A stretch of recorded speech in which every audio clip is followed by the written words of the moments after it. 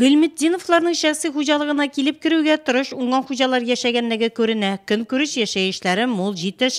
Хуҗалыкта мини-ферманы зур иркен итеп төзеп куйганнар. Дәүләттән ярдәм, төзелеш эшләре белгечлекләре буенча төзүче булган уллары Фирдус белән Фирзәттән. Бүтән киңәшләр безнең әтидән килә. Без дорабатывать кына әйтәбез инде. Күрше менә безнең бу якта безнең төрекләр карый торган җир, монда төрекләр тора безнең, бу якта безнең карма склад инде. Печән любой погодада, кырда яшел килеш мотор тәмле килеш тора. Аны кай вакытта салсаң да тирлек яратып башлый инде. Улларының ярдәме гаиләдә абзар төзүдә генә түгел, ә малларны караганда да кирәк. Мини-ферма тулы тирлек. 8 баш сыерны сау, үгезләр, бозаулар таза кыр булып үссеннәр өчен зур хезмәт сорала. Bu sarayların tüzü başlagandan, бүтән дәгендә шул 8 сыер асрый башларга дип, менә шул таналар үзебезнең кичкенә генә сатып алдык 150 меңгә. Приезд сатып алып, Лопухадан, Хадибат ала бит инде. Ана баштан 4 сыер алды, аннан үзебезнең таналар китте, кертеңгенә, мактан берсе 8-нче без алырга тиеш ул тәсә.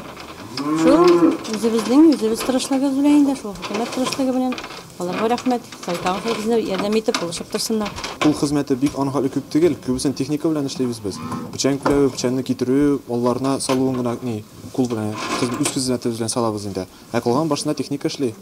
Төрле программалар буенча дәүләттән ярдәм алган Гыйлметдиновлар җитештерелгән ит-сөт продукциясенең сыйфатын кайгырталар. Шуңа да малларның сәламәтлегенә дә игътибар зур хуҗалыкта. Безнең ветеринар врачыбыз бик әйбәт, Аллага шөкер килеп тора. Звонит иткән сайын, шалтыраткан сайын Аллага шөкер, Рәисовичка безгә рәхмәт. Ярдәмен күрсәтеп тора безгә. Гыйлметдиновлар кебек хезмәт куеп яшәгән гаиләләр шактый яңа әмзәдә. Хуҗалык таркалгач та эш юк дип кул кушырып утырмыйлар. Күп итеп тирлек асарга алынганнар. Әмзә авыл җирлегендә 674 баш мөгезле эре тирлек исәпләнә.